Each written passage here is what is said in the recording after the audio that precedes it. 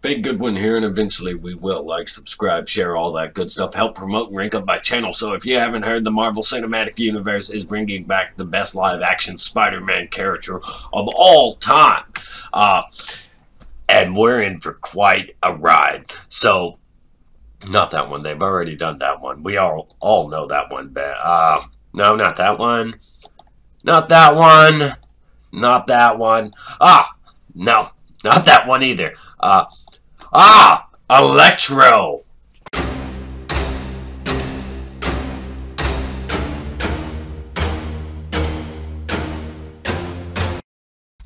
So Jamie Foxx said to be in talks to reprise his role, and everybody's leaning and running with the direction that because they specifically say reprise his role, that he's going to be playing Electro.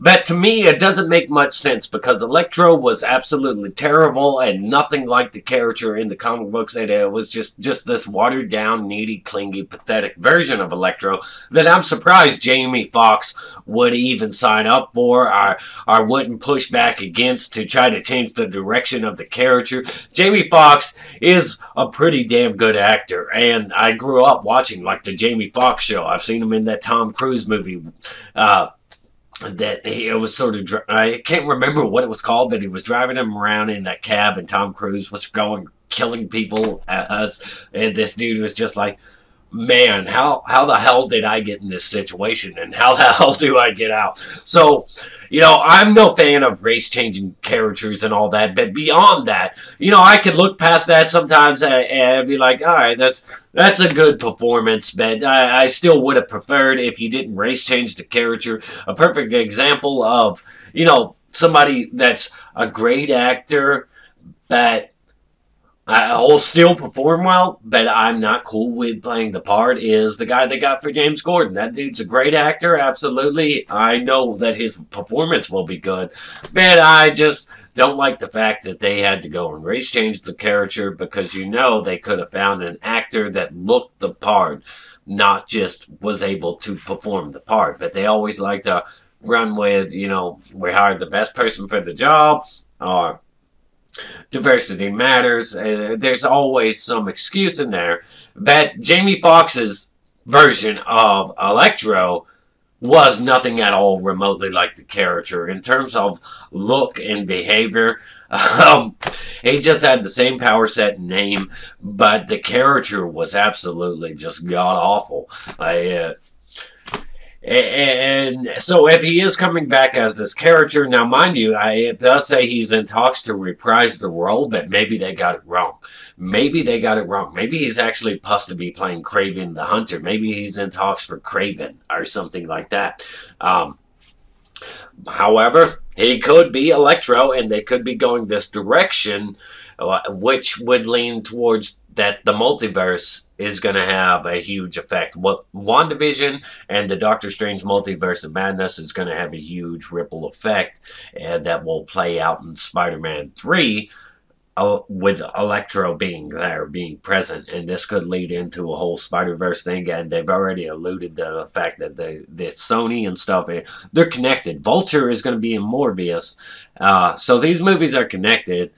It's just, how do you break down those walls, those barriers to tie them together? Now, this could also just be a glorified cameo. He could be returning as Electro, and it could just be a glorified cameo. That's all it could be at the end of the day. Or it could be just meant to show him and allude to the fact that it's possible he could become Electro because he has done that in this other universe or whatever, this other dimension.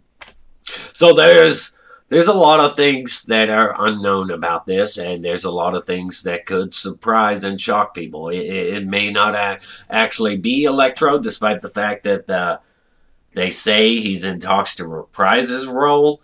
He could actually turn out to be in talks to play Kraven or some other villain, some other character that we don't know.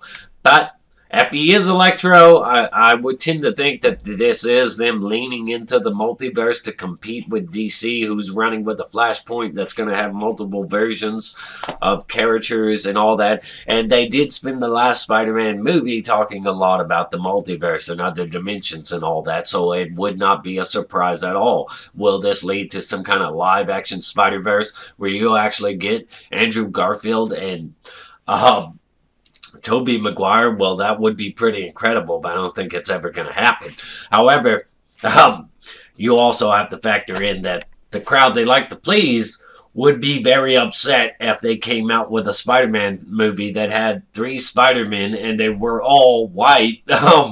Despite the fact most people would actually enjoy seeing all 3 of them on screen together in this live-action Spider-Verse movie, Twitter would not be very happy with that. And but it would be a great opportunity to actually go ahead and introduce Miles Morales. And Spider-Man's always done this, multiple Spider-Man things. Even in the 90s series, they had near the end of the show, they had multiple Spider-Man working together to stop this catastrophic event. So it would actually be a great time to introduce live-action Miles Morales, which probably Sony would actually use as their Spider-Man on their side of things, while the Disney continues to run with Tom Holland and Peter Parker. But I guess we'll just have to really wait and see. The thing about this, though, is it is rather shocking. I mean, that movie didn't do well. The Amazing Spider-Man 2, it was sloppy execution all over the film. The film was a mess, a complete mess.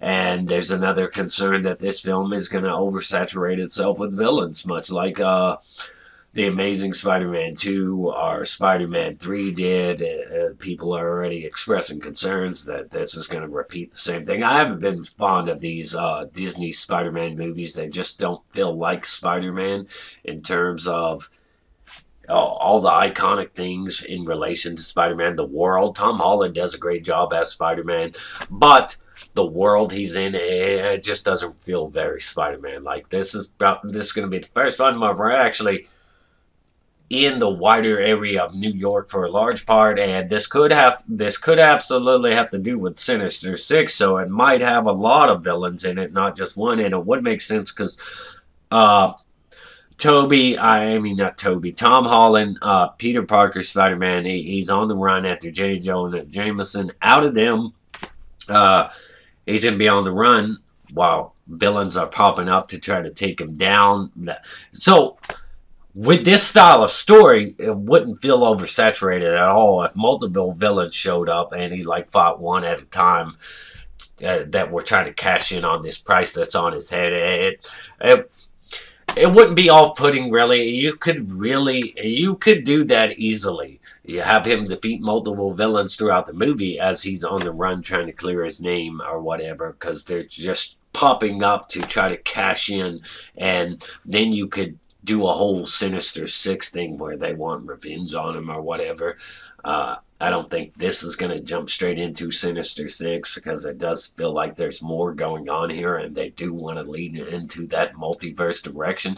So I actually think this might lean into a SpiderVerse movie where you have an Avengers-style Spider-Man, and it's just a bunch of Spider-Man, much like the SpiderVerse animated movie, and they verse the Sinister Six. That's what I think could be going on here, but at the same time, I don't know if somebody's been casted as Kraven yet or whatever. I have to look into that, but I wouldn't put it past them to be casting Jamie Foxx as Kraven. I wouldn't put it past them, because they do race change characters a lot, and Electro is a race change character in the first place. For Jamie Foxx to show up here and reprise the role of a character that was a failure in a movie that was a failure, that would seem a bit odd to me, but I wouldn't put it past them in their efforts to try to compete with what DC's doing. Maybe they're finally kind of trembling a little bit at the thought of what DC is doing. It is a game changer, and things are looking up for DC very, very much. But if this is Electro, I really hope that it's a completely different incarnation in terms of the character's personality and behavior, because that version we got in that Amazing Spider-Man 2 was just so pathetic, unlikable, and cringeworthy that I can't imagine them wanting that part of that film back for something that has that has really worked out for them so far. It's really worked out for them so far. Despite my gripes about the Disney Spider-Man, the movies have worked out for them so far. The things they have done well are the villains, so I don't expect them to get it wrong on the villain side, because they've done great so far.